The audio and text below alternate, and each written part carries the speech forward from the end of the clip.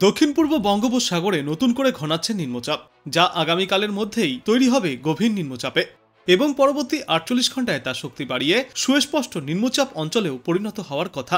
এর জেরেই শীতের আমেজের মুখে তাপমাত্রা ফের খানিকটা ঊর্ধ্বমুখী হচ্ছে। আগামী 24 ঘন্টায় উত্তর ও দক্ষিণবঙ্গে রাতের তাপমাত্রা এক ধাক্কায় 2 ডিগ্রি সেলসিয়াস পর্যন্ত বেড়ে যাবে। তারপরের 3 দিনে পারদের ওঠানামার তেমন কোনো বিশেষ সম্ভাবনা নেই। আজ এবং আগামীকাল উত্তরবঙ্গের পার্বত্য এলাকায় সামান্য বৃষ্টিপাতের পূর্বাভাসও থাকছে। মূলত দার্জিলিংয়েই এই বৃষ্টিপাত দেখা যাবে, বাদবাকি জেলাগুলিতে শুষ্ক আবহাওয়া থাকবে।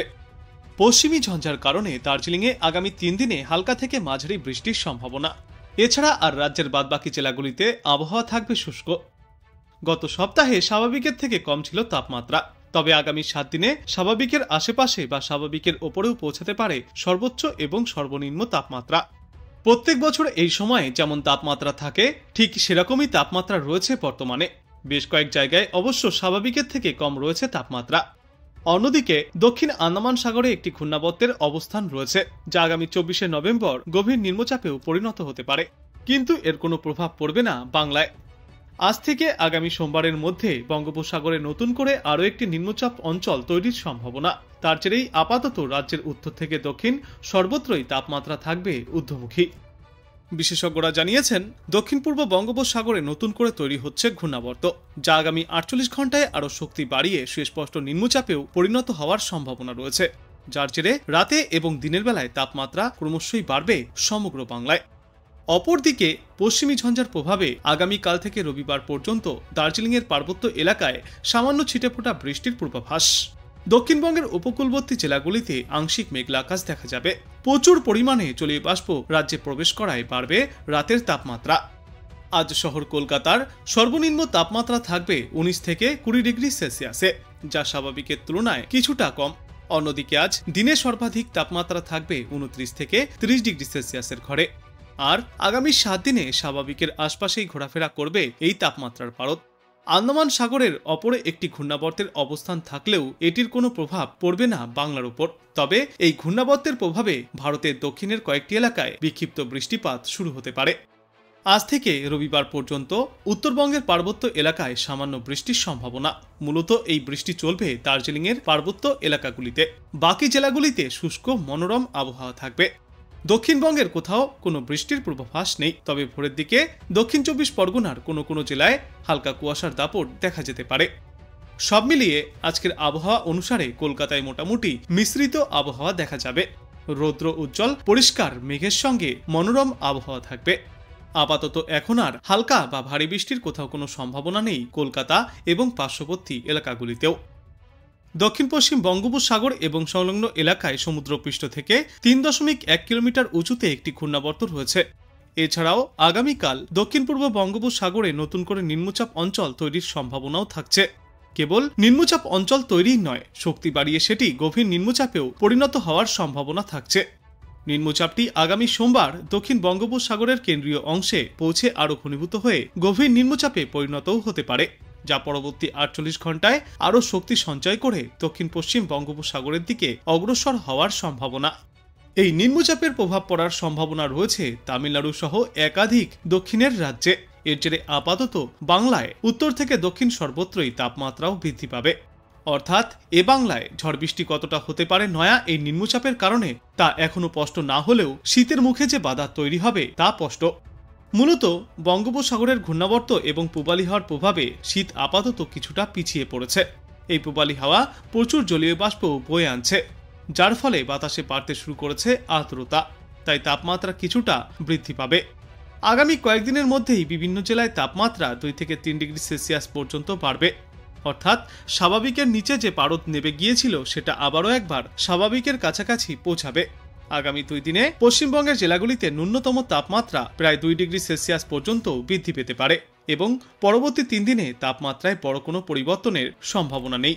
আগামী এক সপ্তাহের মধ্যে বাংলার কোথাও কোনো বৃষ্টির সতর্কতাও আবহাওয়া দপ্তর থেকে প্রকাশ করা হয়নি। মূলত শুষ্ক মনোরম আবহাওয়া থাকবে। তবে আজ থেকে আগামীকালের মধ্যে উত্তরবঙ্গের কয়েকটি জায়গায় হালকা ছিটেফোঁটা বৃষ্টিপাত চলতে পারে। বিশেষ করে দার্জিলিং এবং কালিম্পংয়ের পার্বত্য অঞ্চলগুলিতে এই ছিটেফোঁটা বৃষ্টির সম্ভাবনা। কলকাতায় আবহাওয়া মূলত শুষ্ক থাকবে। শহর ও সংলগ্ন এলাকায় সর্বোচ্চ ও সর্বনিম্ন তাপমাত্রা থাকবে যথাক্রমে 30 ডিগ্রি সেলসিয়াস এবং 19.3 ডিগ্রি সেলসিয়াসে, যা গত কয়েকদিনের তুলনায় কিছুটা ঊর্ধ্বমুখী হয়েছে। আজকের পর আগামী দিনগুলিতেও সর্বোচ্চ তাপমাত্রা 29 থেকে 30 ডিগ্রি সেলসিয়াস এবং সর্বনিম্ন তাপমাত্রা 19 থেকে 20 ডিগ্রি সেলসিয়াসে থাকবে। পশ্চিমী ঝঞ্ঝার কারণে উত্তরের জেলাগুলিতে সপ্তাহের শেষের দিকে হালকা বৃষ্টির সম্ভাবনা থাকলেও দক্ষিণে তেমন কোনো বৃষ্টির পূর্বাভাস নেই।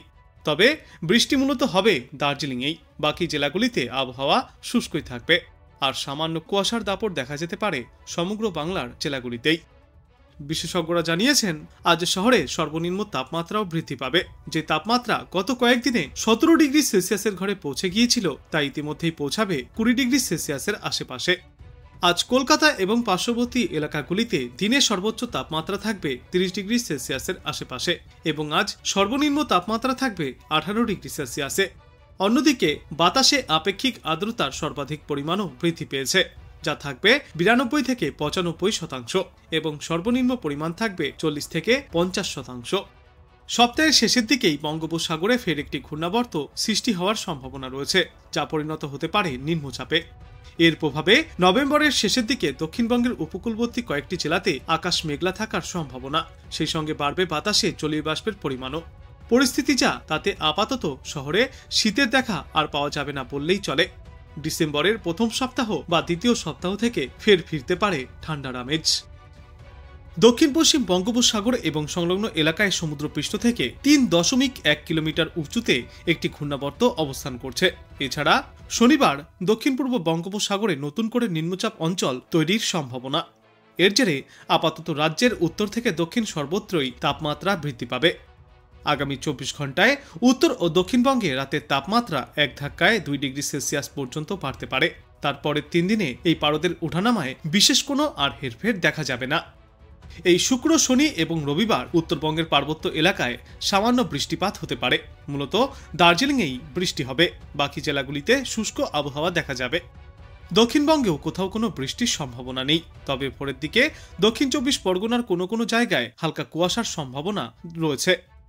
আজ কলকাতা এবং পার্শ্ববর্তী এলাকাগুলিতে দিনে সর্বাধিক তাপমাত্রা থাকবে 29 থেকে 30 ডিগ্রি সেলসিয়াসে। আজকের পর আগামী 2 থেকে 4 দিনেও এই তাপমাত্রা সর্বোচ্চ 29 থেকে 30 ডিগ্রি সেলসিয়াসের আশেপাশে থাকবে এবং এই সময়ে সর্বনিম্ন তাপমাত্রা থাকবে 18 থেকে 19 ডিগ্রি সেলসিয়াসে। অন্যদিকে পশ্চিমা অঞ্চলের কয়েকটি জেলায় এই তাপমাত্রা থাকবে 14 থেকে 15 ডিগ্রি সেলসিয়াসে। আজ বাংলাদেশ আবহাওয়া দপ্তর সূত্রে জানা যাচ্ছে 22 নভেম্বর অস্থায়ীভাবে আংশিক মেঘলা আকাশ সহ সারা দেশের আবহাওয়া শুষ্ক থাকবে। সারা দেশ জুড়ে দিন এবং রাতের তাপমাত্রা সামান্য কমে আসবে। 23 নভেম্বর অস্থায়ীভাবে আংশিক মেঘলা আকাশ সহ সারা দেশের আবহাওয়া শুষ্ক থাকবে। সারা দেশে দিন এবং রাতের তাপমাত্রা আরও সামান্য কমে আসবে। এরপর 24 নভেম্বর অস্থায়ীভাবে আংশিক মেঘলা আকাশ সহ সারা দেশের আবহাওয়া শুষ্ক থাকবে। সারা দেশে দিন এবং রাতের তাপমাত্রা অপরিবর্তিত থাকবে। 25 নভেম্বর অস্থায়ীভাবে আংশিক মেঘলা আকাশ সহ সারা বাংলাদেশ জুড়ে আবহাওয়া শুষ্ক থাকবে।